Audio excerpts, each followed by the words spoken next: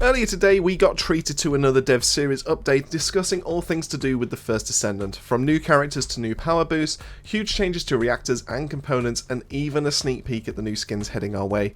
So in this video, I'll be breaking down the announcement segment of the livestream, condensing all the major parts into the bite-sized video, then follow up with another to grab all the answers from that Q&A segment. If there's anything specific that you're looking for, this video will be timestamped, so feel free to be able to head to the sections that interest you the most. We got a lot to get through, so let's get to it. So before they went into anything discussing about what we're expecting from the brand new kind of content drop which is going to be coming next month, they did want to be able to double down and be able to reassure the community that they are focusing on the content and quality for these future seasons. They have identified periods of downtime with content when it comes to people playing the game and everything like that, so they are going to be trying to roll out regular monthly updates instead, so they have identified where things have gone wrong in the past and how they plan to be able to fix it. One of the unfortunate things that came from this though was the fact that Season 3 has now been pushed all the way back to summer instead of being that big content drop that's going to be March. Now, to be fair, with that, they have now renamed the content drop that's going to be happening inside of March to Season 2 Episode 2, and the content volume of this is going to be matching that of previous seasonal updates. At least that's what they've said. So, by the sounds of things, when it comes to roadmap, there is a lot of stuff that's going to be coming inside of Episode 2.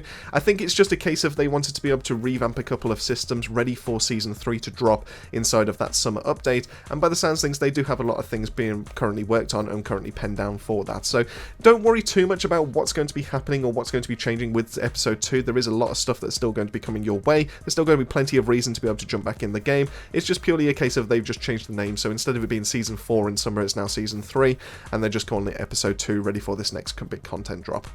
Now, one of the things that they did let slip about, or what they kind of like confirmed to us inside of Season 3, was the fact that they are looking to be able to do some collaborations.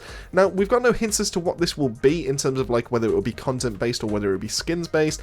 I'm really hoping it's going to be, in terms of like my money, it's going to be down on the skins. It makes the most sense to be able to go that way in terms of like monetization, as well as being able to use some extra customization to take out and about in our game. Now, in terms of like what collaborations that could mean though, I'm not entirely sure. I mean, obviously we have seen the trend in terms of the game kind of like industry kind of go that way. We've seen Fortnite being able to pull it off quite well. We've seen Call of Duty pretty much doing it, but to be honest with you, that's obviously gone downhill a little bit in my books because of how they're kind of handling that. We've seen Destiny handle it, and they've done that quite well as well. So we do have a few kind of examples that pretty much exist where you can get away with being able to do skins, and I'm really hoping that we actually do get to see some pretty kind of like substantial characters make its way to the game. One of the main kind of things that in the community that I have seen is that people have asked for things like Stellar Blade to be able to make their way into the First Descendant, so we might potentially see some skins from that game potentially kind of work their way through, and we might even see some female skins to be able to rock that of Eve inside of that.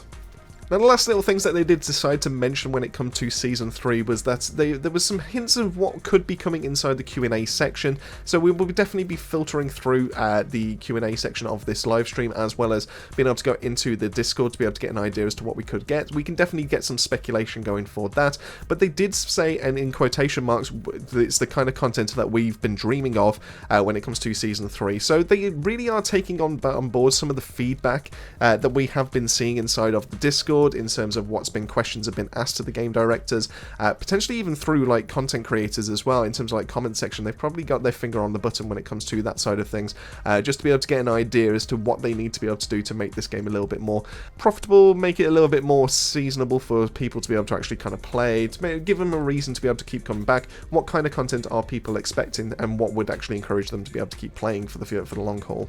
Either way, the team is invested into more of TFD. They've hired more people to be able to join the team, so it does seem that they do have a plan in place to be able to go for the long haul with this one, so expect a few more future roadmaps to be able to come from this. Now that they've wrapped up that section though, we can now start talking about what's going to be coming inside of Season 2 Episode 2, which is going to be the big content drop ready inside of March. This is going to be named Beyond the Void, so they have specifically named it that. One of the main things that's going to be coming with this is a brand new story mode. This is going to be taking place in a new sector, which is going to be called Sigma Sector, which we will be able to find on our map, and on top of that we are going to get get a brand new enemy faction, which are going to be called the Oblivion. Inside of that, they did kind of hint, or they gave a little bit of a backstory, and it was only a slight backstory, as the fact that they have been running experiments on Arche holders. It made me think, are we going to start seeing some power-infused enemies, to the point of they're going to be able to cast abilities similar to like how we can as characters. It might even be a case that we might start seeing some enemies or even some bosses that are going to actually start taking the form of some of the Descendants that we already have. So we can actually start seeing some evil Descendants potentially that are going to be taking place in this game. There's no reason to think that every single Descendant that exists in this game is going to be good, so it could be interesting to start seeing some boss fights or some yellow bar enemies or anything like that, where we're actually going to be fighting Descendant on Descendant, for example. I'd be open to hearing your thoughts about that in the comment section down below, so feel free to be able to throw some ideas my way. Now, skipping on over, they then started talking about the next Descendant that's going to be featuring inside of episode 2, and this is going to be Serena. Now, she is going to be confirmed, she's definitely been confirmed that she is a fire-based Descendant, so she's going to be the first female Descendant that is going to be in the fire category. She's going to be joining that of Lepic, as well as Blair, as well as Isomo. So we do have a few more characters to be able to play that kind of element when it comes to like chill enemies and things like that. So I'm really looking forward to seeing what Serena brings to the table, if she's going to do anything different from what the other three already do. But it was confirmed that in terms of the wings that exist on her back, she is able to use those to be able to fly or potentially even glide. So we are going to have some more movement tech when it comes to being able to use this specific character. So that's already given us some like a unique feel to be able to another reason to be able to actually play her. And she's able to use her abilities while she is flying, which is fantastic. So whether she's going to be more of like an AoE kind of like damage dealer, so she can actually just rain death from above potentially, or whether it's just going to be a case that she is also support character and she's trying to stay out of the fight and be able to keep line of sight on multiple people at the same time. We've yet to see that. Unfortunately, a skill set is going to be shown off in the next Dev Live, which is going to be in March, so expect that in the next couple of weeks to be able to see a little bit more as to what she can do. But swapping from one fire-based Descendant to another, we then get to get our first look in terms of concept art when it comes to Ultimate Blair. This looks fantastic. I genuinely love the design as to what this is going to be. I'm really hoping this translates well into the game, because the whole suit, the whole idea of the leather jacket or whatever, or the coat that is going to be going all the way down, the fact that he's looking almost skull-based is fantastic. I really love it. If they get fire effects coming out of his mouth, I'm all for it. You can just take my money right now. I might even have to buy the Ultimate Bundle and just get the extra kind of like costume design as well. I'm really looking forward to what Ultimate Blair is going to be bringing to the table. Now, he will be dropping inside of episode 2, but he is not going to be coming straight away. He seems to be penciled in for April, so it looks like we're going to be getting the update for at least 2 to 3 weeks, and then we'll start seeing Ultimate Blair dropping. So that gives us a little bit of chance to enjoy the content, to be able to explore Serena, like what Serena can actually bring to the table, and then we'll get Ultimate Blair ready for us to be able to actually start experimenting in time for other Abyss boss fights that are going to be coming our way. They have also confirmed that his red mods will be dropping with Ultimate Blair as well, so we are going to start seeing some extra things to really help out his skill set. I'm really hoping we get some fantastic things. I mean, Freyna, for example, was already a fantastic Descendant, and then her ultimate form dropped with the red mods, and we got to see Venom Injection, and it just kind of escalated what she could already do. We had the same with Sharon. Sharon was already a pretty okay, decent-ish kind of Descendant, but as soon as she got her ultimate form and then the changes to her kit and all the red mods that she got specific to her ultimate form, she just got escalated to one of the best Descendants that pretty much exists in the game. So I'm really hoping Blair gets the exact same treatment, and I'm really looking forward to what it's going to do.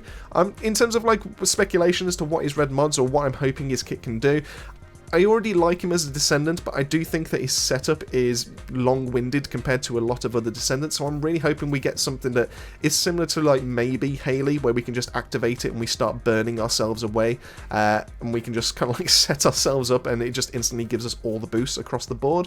Something like that would be really interesting, but I'm open to hearing some of the ideas in the comment section down below. What are you hoping that Ultimate Blair is going to be getting from his Red Transcendence mods?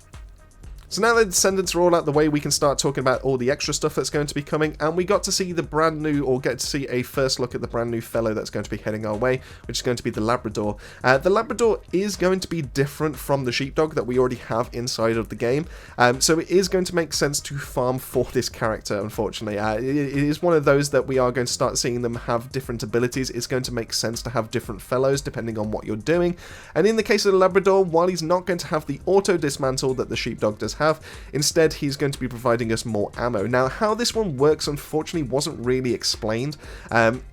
does seem that they can still auto-collect items. Now, whether it's going to be a case that they can collect ammo bricks for us to be able to then replenish our system, or if it's a case of they're like Enzo and they passively increase the amount of like total ammo we can carry, or if it's a case of, I don't know, they give us like a passive like every 30 seconds gives us a stack of ammo or something like that. Unfortunately, it's not really made clear. So 100% in terms of like usefulness, in terms of the abilities that the two fellows that are going to be in the game are going to be, the Labrador is going to be 100% the better one to be able to go for. It doesn't make any sense to have an auto dismantle when you can do that yourself, whereas with the Labrador you can get more ammo to be able to make sure that you can keep your favourite weapons pretty much topped up. Next up, we get to look at a brand new system that's going to be heading our way, and this is going to be the Arche Tuning. Now, if you've ever played like a Diablo game, if you've ever seen Paragon boards, then this is going to be the exact same kind of function, but essentially Arche Tuning is there to be able to get some extra little stats that are going to be boosting up the viability of our Descendants. In the case of the screenshot that we did get to see, we can see that a yellow mod of the enhanced max health is going to be giving us an extra 30% max HP, and you can see that we do have a mixture of blue and purple mods that are pretty much dotted around the board.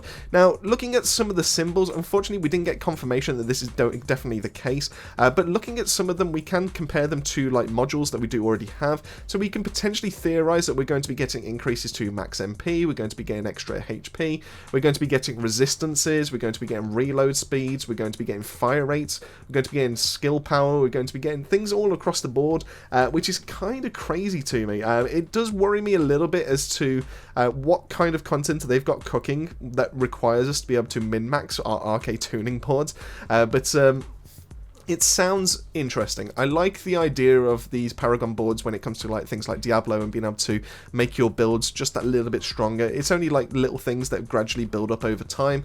I imagine they're probably going to do the exact same thing with this one, where it's not going to be a case of you can like fully min-max them within like 30 minutes. It's going to be something that we're going to progressively build up over a certain amount of time, doing a certain amount of content, but unfortunately, it's not been confirmed just yet as to how we're going to be able to do that.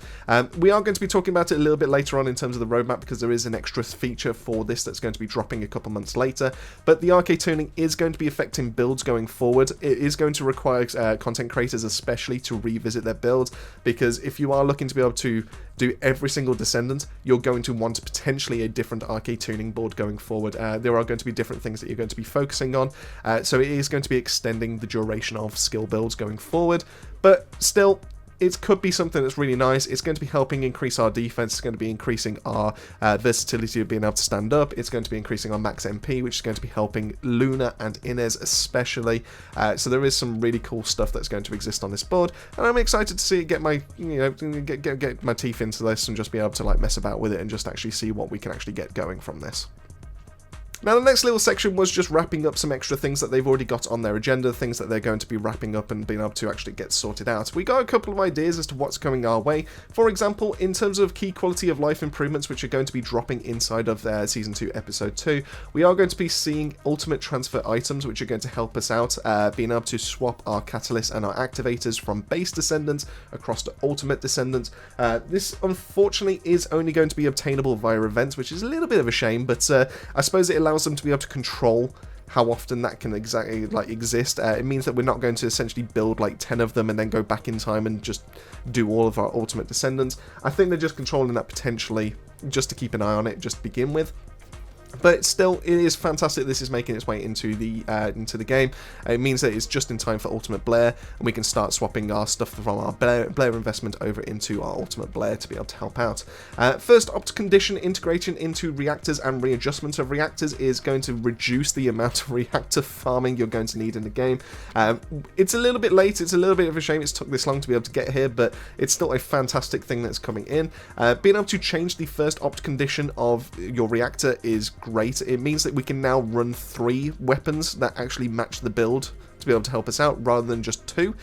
So it doesn't mean that we have to invest too much into a reactor to be able to make it viable. It doesn't mean that we can have to spend 5 to 6 hours being able to do reactor farming to find the right roles. And especially with the readjustment of reactors, it means that the sub roles that exist at the bottom, we're potentially going to be able to re-roll those instead of actually going out there and finding another reactor. So there's a lot to be excited for when it comes to reactor farming, I genuinely think this is some of the best stuff that we're going to see. In terms of like what item is going to be required to be able to do this, unfortunately is yet to be seen, so I'm hoping it's something that's easily accessible, it's a bit more readily available. Now we also got the readjustment of external components heading our way, which is also fantastic. It means that we don't have to constantly farm Pyromaniac to be able to try and get the ideal set when it comes to Slayer. It means that we can actually just get a decent set and then we can just re-roll the items that we don't want off of that. So yeah, being able to go for that is just great. It's just going to reduce the amount of farming across the board, and I'm all for it because there's so much to be able to farm for in this game that it essentially feels like another job pretty much right there. We also get View Other Descendants as an addition, which means that we can actually go up to other Descendants. We can get an idea as to what they're currently rocking, what their loadout is. So we can get an idea as to if we've just started out with a Descendant, you can actually have a look at someone that's fully built. You can get an idea as to what they're currently going for, what items they're rocking, what kind of like component set, what weapon, etc, etc. So there is a bunch of things to be able to help out. It's really going to help out in kind of like the party side of things, I think. So it's a small change, but it's still a noticeable one, and I still think it's a good one to be able to go for. Now, as for new features that are going to potentially start working their way into the game, we have a party finder system potentially coming its way. This means that we don't have to go into like an infiltration to be able to start partying up into like public lobbies or anything like that. We can actually just find lobbies, or we can find parties potentially inside of Albion, potentially out in the world and everything like that. So we can actually just find friends a little bit easier that way. We also have some more leaderboard applied content coming its way. Whether this is just purely going to be void erosion, which potentially is going to be the case, we are going to start seeing a few more levels added to that. But whether this is going to be applied to other things like infiltrations and everything like that is yet to be seen. But it could be a pretty cool addition. It just adds another layer to it to be able to encourage other people to keep playing. We also have in-game achievements for badge system, so we are going to start seeing people being able to display extra things on their profile. What kind of achievements these are, we don't know just yet, but it could be a cool thing to be able to say, oh, I've taken down Pyromaniac 100 times, you know, I've completed Seed Vaults 100 times, you know, things like that. You know, just be able to, it's an extra thing to be able to proudly display on your profile. And then we've also got the addition of the limited weapon trading of Excava coming to Deslim. And that's going to be ideal for people that didn't pick up the paid pass when it came to the season pass when Excava dropped in the previous season. So it's good to see that they are starting to filter those through. To be fair, probably should have been introduced a little bit sooner than now, but hey ho, it's pretty much making its way, and that's the important thing right there. And then lastly, when it comes to the customization side of things, the main things that people are focusing on are going to be physics and photo mode. They are adding extra customization things, so we can now start dyeing eyebrows and beards and things like that, so that's kind of cool. It's just a small thing, but, you know, at the end of the day, more customization is better. But physics is penciled in currently for May, so we are expecting physics to, the option to be able to turn that on and off. That's going to be dropping inside of the May update. And then the photo mode is going to be dropping inside of episode 2, which is fantastic. It's really going to help content creators be able to do some fun little thumbnails. It's going to help with other people being able to capture their descendants in certain poses and things like that. So it opens up a lot more fun things to be able to mess about with in the game, and I'm really excited for what photo mode is going to be bringing. Now on screen is going to be the roadmap of what they currently got penciled in for Season 2, Episode 2. We can quickly whiz through this, but there is a lot to cover inside of March by the looks of things. So we've got the extra story, which we've already covered. We've got Sigma Sector, which is where it's going to be taking place. New monsters and name boss, which exist inside that. We have the Arche Tuning with the nodes, which we've already kind of like had a quick look at. We've got Serena dropping. We've got 4 new ultimate weapons, which makes sense for one of these because we are getting a new battle pass. Being able to collect extra copies of a certain weapon inside the battle pass, we have no idea as to what that's going to be just yet. So expect 3 more to be able to farm in and around the levels to be able to go for your amorphous materials and everything like that. So there is going to be plenty of stuff to be able to start grinding for. We're going to be getting new external components. We've got a new Void Incept Abyss battle coming, which is going to be the Tormentor. We don't know what kind of elements that's going to be, so we're going to have to see that a little bit closer to the time. Unfortunately, Serena, I'd be very surprised if it's going to be a cold or a chill enemy, especially since in April we're going to be getting a new one, which is definitely going to be chill, so it doesn't make most sense. But either way, more Void Abyss battles is kind of cool. It really does test our abilities. Bringing with that is going to be the new Abyss skins and Colo toys to be able to go on our backs. We've got Season 2, Episode 2 Inversion reinforcements, so we're going to get changes to the nodes. We're going to be having to farm those out a little bit again to be able to get all the items, to be able to get that fully leveled up. We're going to get new modules. We've got new Fellow. When it comes to the Retriever, we've got new Battle Pass. We've got new Photo Mode. We've got new customization options. Ultimate Transfer, the first Reactor condition integration to be able to change that over. Excava coming to Deslin, and then new skins. So there is a lot of stuff coming our way for March, so we expect a lot of stuff to be able to actually grind out for that. Inside of April, currently we have it pinned down that we've got the external components core system. So whether this is going to be something that's similar to how we've got our weapons cored up, whether we're going to have extra things to be able to change how our component sets are going to be working, is yet to be seen, but hopefully that's something cool.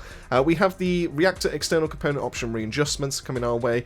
Ultimate Blair is coming in April, along with his skill modules and his story. New external components potentially helping out Ultimate Blair, so expect that to probably be fire themed. I would be a little bit surprised if it wasn't. The Void Erosion Purge Stage Edition, so we're getting extra levels inside of April. Party Finder System, Viewer the Descendants, Story Quest Route improvements, Beginner Support Quest, Early Gameplay Guide improvements, in-game web guide, and new skins inside of April. And then inside of May, we only have a few things penciled down, but I did want to talk about this Arche Tuning socket one that's pretty much at the top. Being able to, if it's anything like the Paragon boards inside of Diablo, usually you have like a glyph or something that you can put inside of a socket, and if you meet a certain criteria, it gives you a powerful boost. If that goes that route, it could be pretty cool. Being able to, if you've not really played those kind of games, it could be a case of if you put it inside the socket, if it gives you a certain radius, and inside that radius you've grabbed 5 HP nodes, for example, it then means you get an extra 10% weapon damage, or so, something to that kind of extent. So it requires you to be able to build around those sockets, it requires you to build around those glyphs, as well as the rest of the board. So this could be pretty cool, especially if the Arche Tuning with the nodes goes well. I would be excited to see what the sockets is going to be bringing. We also get another Abyss Battle, which is going to be Ice Maiden, so that's going to be perfect in time, ready for when we've geared up our Ultimate Blair. We're getting more skins and Colo Toys once again to be able to tie in with that Abyss. We've got the physics mode coming our way, which obviously is an on and off switch. We have photo mode, sticker and customization additions, and then we have more skins. So a lot of stuff to be able to be hyped about, ready for the future of TFD. Okay, so that's a few weeks away. What can we expect over the next couple weeks before that content then does drop? Well, talking about the hotfix that's going to be dropping in a couple days' time, we have changes to ultimate weapons. So we are going to see a change to the last dagger. By the sounds of things, we're getting more powerful damage to single targets, which is kind of crazy. It sounds, it wasn't too long ago, I don't think the last dagger was actually changed in the first place. This potentially could make it the only viable handgun that exists in the game. So we'll definitely be testing that one out, just seeing as to what that can actually kind of like prove, what that can actually do out in a combat environment. Restored Relic is getting changed, and to be honest with you, this was already a fantastic weapon. It's making its rounds in terms of like purge runs and everything like that as to what it can currently do when you pair it with Glay as well as Enzo. But Restored Relic is getting a change, so it now does multiple cluster projectiles to home in on nearby enemies for additional attacks. This sounds crazy to me. It's already a fantastic weapon. This could push it into meta relevancy, so I would highly recommend that you do actually go out there and start leveling up your Restored Relic in time for this one. And then Sigvor's Proof, which is the other unique launcher, is going to be improving its higher damage output if more sticky bombs are on a specific target. I've always been a fan as to what that unique ability says it can do, but it's just always been lackluster. So I'm really looking forward as to what this kind of damage output can actually do. And yeah, let's start seeing. It's basically what Isomo can do with his abilities in the form of a rocket launcher. So it's got my interest. I'm looking forward to seeing what it can do, but obviously we'll do the testing when it drops. We also have some rare weapon balance adjustments coming our way, so potentially things like Tamer might actually start seeing a little bit more talk. But this will help in the early game, but you're always going to abandon it because you can't put your cores, you can't unlock the rare weapons. It's only ultimate weapons that can be affected that way. So by the time you get into the end game, you're just going to be leaving those behind. So it'll be interesting to see what they actually do with that. And then Void Erosion Purge improvements. We know that level 30 is going to get adjusted to be able to make it a little bit more easier for solo players. But if they bring anything else out, obviously we'll have to go have a look through the patch notes when it comes to that. They have also scheduled in a hotfix for the week after that, which is going to be looking at those component sets. So we are going to see rebalances to the Invader, Bravery, and Volcanic set.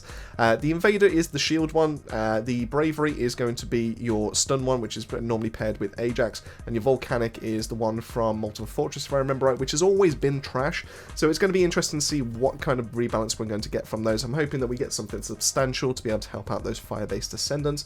The external component set effect improvements when it comes to Distorted Resolve, Frozen Heart, and Hungry Sonic is interesting because I thought Distorted Resolve was already a fantastic set to be able to run with Ultimate Freyna, so it's interesting to see that that's going to be getting an improvement. Frozen Heart and Hungry Sonic I fully appreciate, that's fair enough. They've always been a little bit on the poor side of things. You never really kind of like want to rock those, but to see all three of those, I'm really kind of looking forward to seeing what the patch notes is actually going to be giving for those.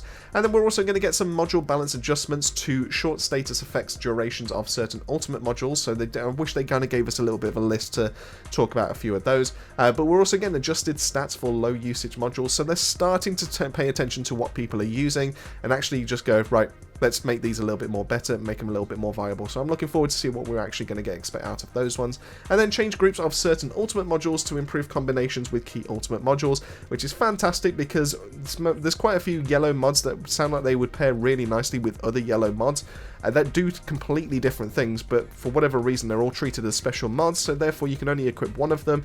It just never really kind of like made too much sense, so I'm looking forward to see what they actually get out of that. I'm curious as to what kind of like customization we can kind of encounter with these ones across Descendants as well as weapons when it comes to it.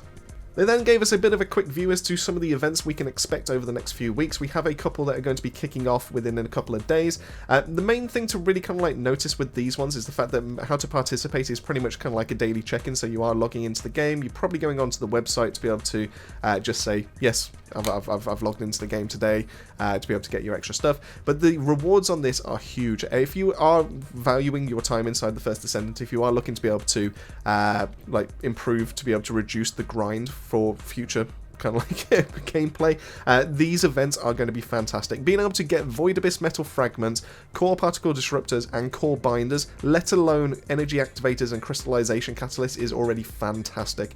The main kind of like grind that exists in this game right now is being able to get the Abyss Metal Fragments, as well as being able to get Core Binders to be able to start unlocking your ultimate weapons. With the fact that we're getting 4 new ultimate weapons, meaning we now need to get 8,000 of the Abyss Metal Fragments to really start making those a little bit better. Is just kind of nutty, and I've not even worked my way through half of my weapons at the moment to get them unlocked. So this is really going to help out with that grind, especially with like you only get like around about 50 to 60 from each of the Abyss fights. So if they are introducing a new boss fight into that, it's just going to make that grind even harder. So I highly recommend that if you are taking First Descendant a little bit seriously, even if it is a case that you're taking a little bit of a break, if you want it in the future, these rewards are 100% worth it to be able to get logged in, and I highly recommend that you log in every day that you can for these ones. Lastly, they wrapped it all up when it came to the skins, so we managed to get a view of a few bundles that are going to be heading our way. We've got the Albion Secret Service skins, which are going to be dropping on February 27th. Quite nice looking, to be completely honest with you. I might grab a couple of these. We've also got the Valentine's Day skins, which still look quite nice, but don't really interest me too much. And then lastly, we've got the Hot Spring set, which, once again, doesn't really look kind of interest me, but obviously, you know, everyone's got their own kind of taste. The more skins, the better, in terms of my opinion. The more customization. There's going to be something for everyone, so if that kind of thing interests you, feel free to be able to check out the store when it drops on the 13th. And with that all now done, that pretty much wraps it up on the main points of the live stream and my views on what's to come in the near future. A lot of these are great for the game's longevity, and I'm especially looking forward to that photo mode for making new thumbnails, especially these new ultimate weapons and what power levels they can bring, and of course, my boy, that is Ultimate Blair. As if I need another reason to be able to get some game time with him. But this is a section I want to hear from you. What are your thoughts on the roadmap? What bit are you looking forward to the most? And lastly, what kind of red mods for Ultimate Blair are you hoping for? Let me know all that and more down below. Massive thank you for making your way to the end of the video. As I always say, keep yourself safe, keep yourselves well, and I'll see you all on the next video.